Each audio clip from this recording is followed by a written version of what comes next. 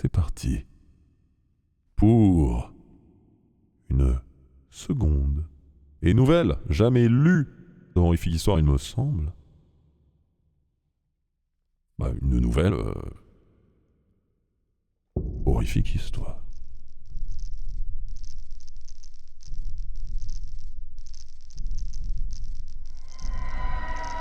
J'espère que vous êtes chaud.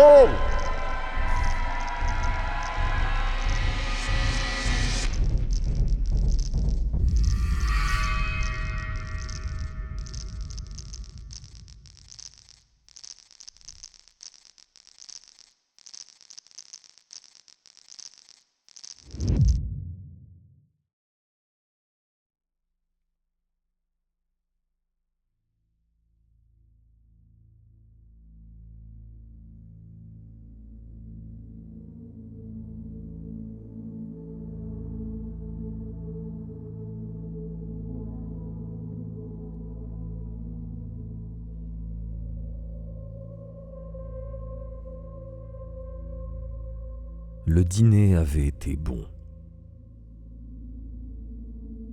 Son livre, ouvert sur les genoux, Margaret regardait son mari digérer. Opération à laquelle il consacrait toujours beaucoup de temps et d'attention. Tandis qu'elle l'observait, il posa son cigare sans détacher les yeux de son journal. Puis de sa main libre, tourna la page. Margaret se surprit à penser avec une certaine fierté qu'à la différence de bien des hommes dont elle avait entendu parler, son mari ne s'endormait pas après un dîner un peu plus copieux que d'habitude.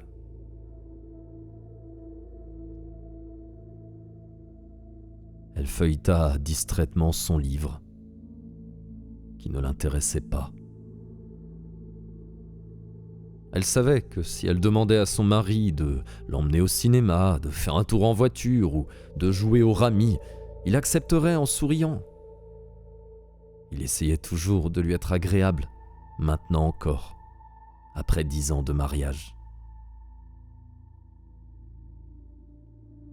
Une idée bizarre naquit dans son esprit. Elle se vit prendre le lourd cendrier en cristal et l'écraser sur la tête de son mari.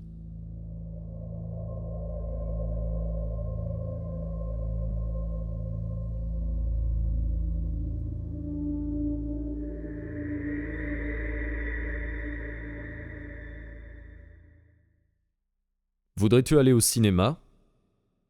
lui demanda-t-il. « Je ne crois pas, non, » répondit Margaret. « Pourquoi ? Tu as l'air de t'ennuyer. »« Tu me regardais ?» interrogea Margaret.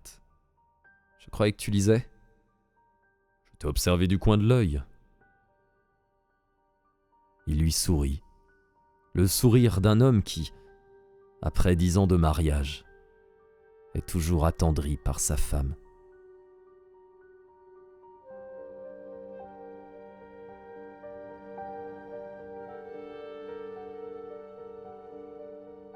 L'idée d'écraser le cendrier en cristal sur la tête de son mari n'était jamais venue à Margaret auparavant. Mais à présent, elle ne pouvait pas s'en débarrasser. Mal à l'aise, elle se trémoussa dans son fauteuil en se disant « Quelle terrible idée! Qu'est-ce qu'il me prend ?» Un geste d'affection perverti, sans doute. Et elle rit.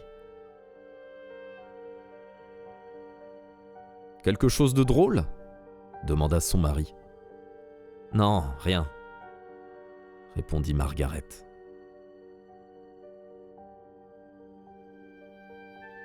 Elle se leva et se dirigea vers la porte, sans raison. Elle était vraiment très gênée et regarder son mari n'arrangeait rien. En voyant le cordon des rideaux Elle pensa. Étrangle-le.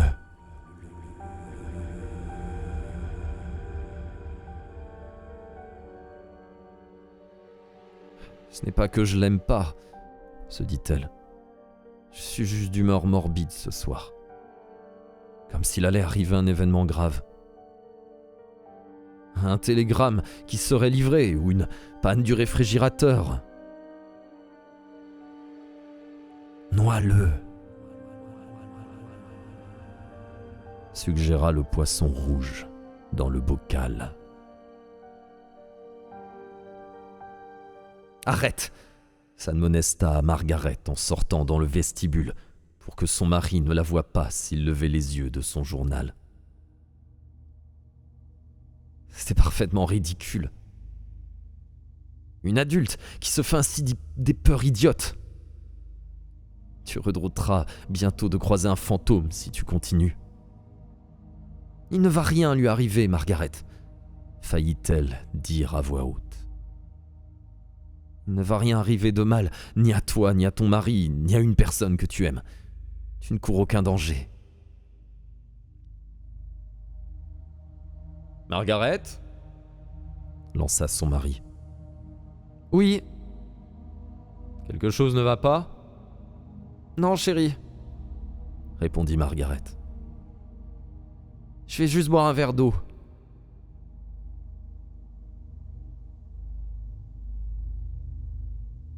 L'empoisonner ? Le pousser devant une voiture ? Un train ? Je ne veux pas tuer mon mari, se dit Margaret. Je n'ai jamais eu la moindre envie de le tuer. Je veux qu'il vive. Assez, assez ! Elle but un verre d'eau par pure formalité, puisque c'était le motif qu'elle avait fourni à son mari, et revint s'asseoir au salon. Il leva les yeux. « Tu sembles agité ce soir. C'est le temps, je suppose. Je souffre toujours de la chaleur. » « Tu es sûr que tu ne veux pas aller au cinéma ? » insista-t-il. « Ou bien nous pourrions faire un tour en voiture pour prendre un peu le frais. » « Non, merci. Je vais me coucher tôt. »« Bonne idée, » déclara-t-il.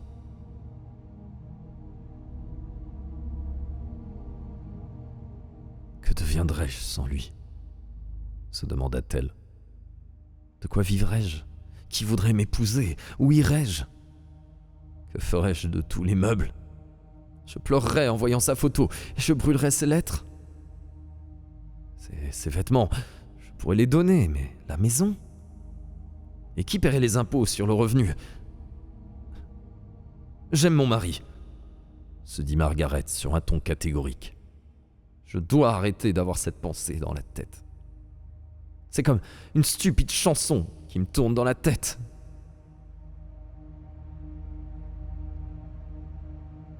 Elle se releva pour allumer la radio. La voix du présentateur la dérangea. Elle éteignit le poste et continua jusqu'à la bibliothèque. Elle prit un livre, puis un autre, qu'elle feuilleta sans rien voir, en songeant « Je n'ai même pas de mobile. Il ne m'attraperait jamais. Pourquoi tuerais-je mon mari ?» Elle s'imagina en larmes, répondant à un lieutenant de police. « Mais je l'aimais. Je ne supporte pas qu'il soit mort. »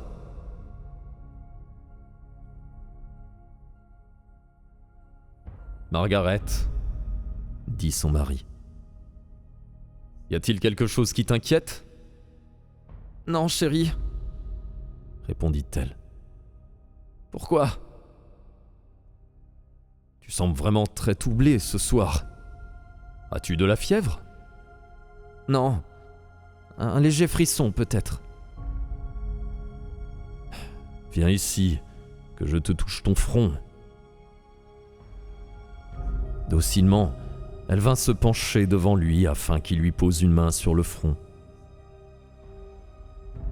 En sentant la fraîcheur de ses doigts, elle pensa « Oh, le pauvre, Il est si gentil. » Et elle eut envie de pleurer. « C'est vrai, » dit-il. « Tu es toute froide. Tu devrais aller te coucher. »« Dans un petit moment. Je ne suis pas fatigué. »« Voudrais-tu que je te prépare quelque chose à boire ? Une citronnade ? » ?»« Merci beaucoup, mon chéri. Mais non merci. »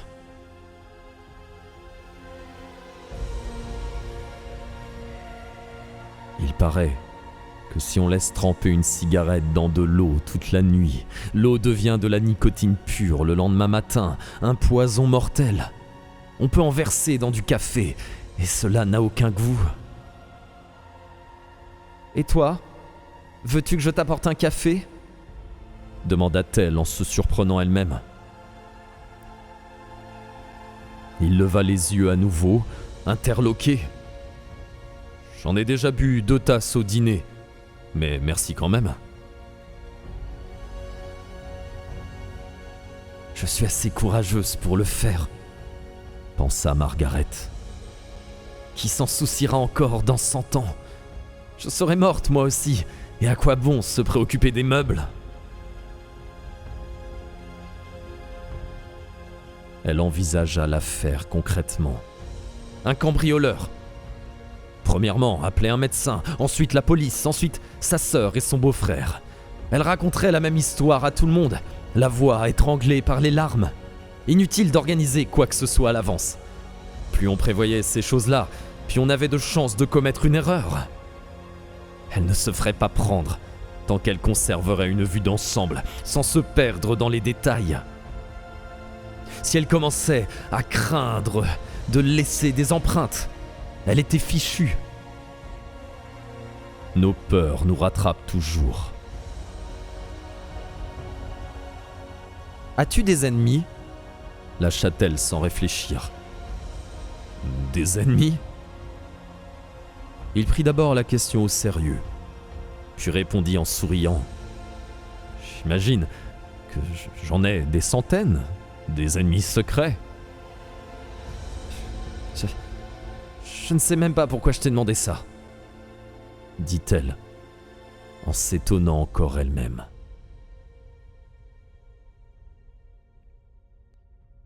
Pourquoi aurais-je des ennemis ?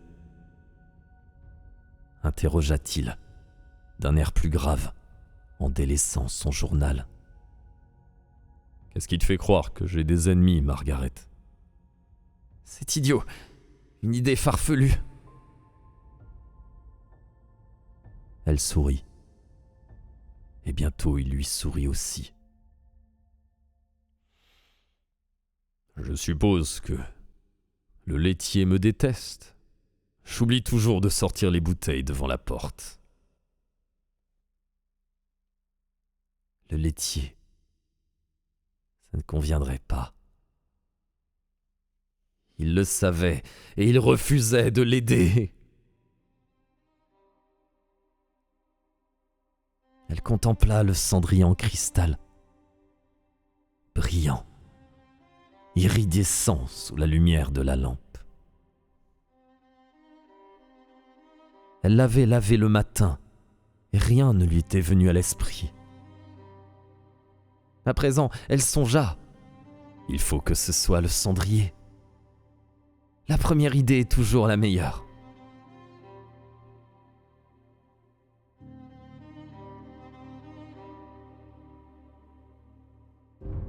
Elle se leva pour la 3e fois, contourna le fauteuil de son mari et s'appuya au dossier.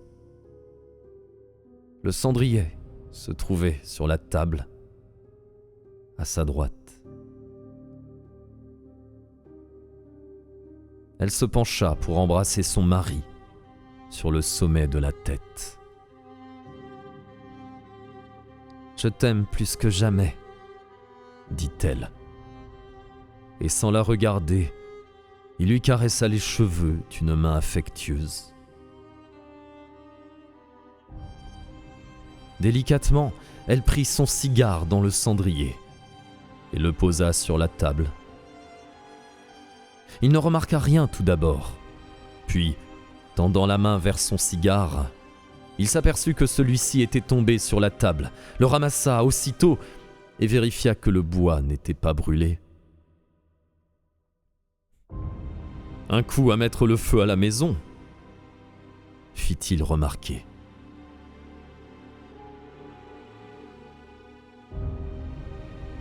Alors qu'il se replongeait dans son journal, elle attrapa sans bruit le cendrier. « Je ne veux pas !»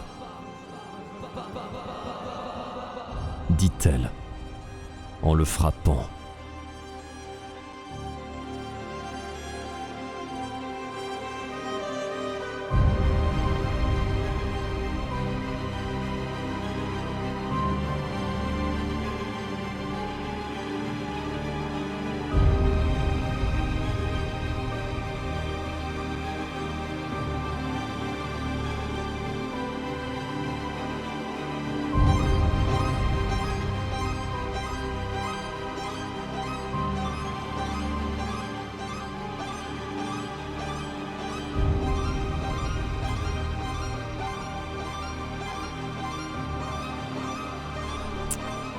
Moralité, n'écoutez pas vos pensées intrusives.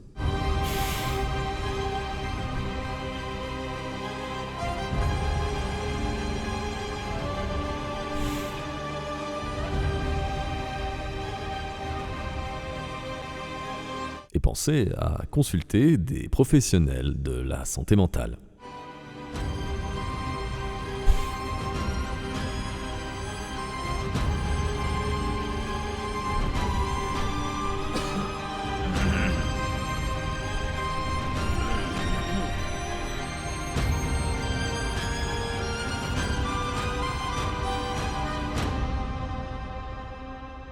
Et voilà.